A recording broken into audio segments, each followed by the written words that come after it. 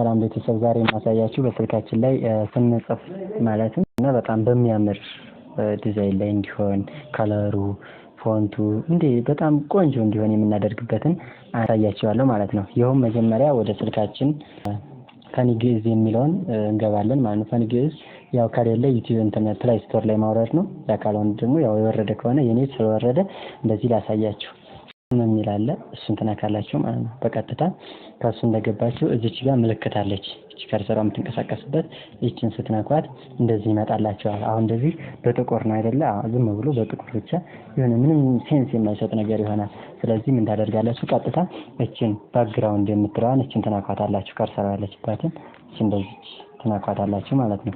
ከዛ ያስመርጣችኋል ምን ላይ ካሜራ ዳውንሎድ ወይም ጋላሪ። እኔ ጋላሪ ላይ ከዛ የምፈልገውን ፎቶ ከዚህ ውስጥ እመርጣለሁ። ካሜራ ወይም ደግሞ አሁን እኔ እዚህ ፌስቡክ ላይ የምፈልገውን እንደዚህ እመርጣለሁኝ ማለት ነው። ማለት እቺን መረጥኩና አጀስት እንደፈለኩ ማድረግ እችላለሁ። በፈልግ እቺን ብቻ እንደዚህ አድርጌ ካት ማድረግ እችላለሁ። በፈልግ እንደዚህ አድርጌ የፈለኩትን ያክል እንደዚህ አደርጋለሁ ማለት ነው። ከዛ እዚህ ጋር ክሮፕ የምትላለች እቺን ክሮፕ አደርጋታለሁ።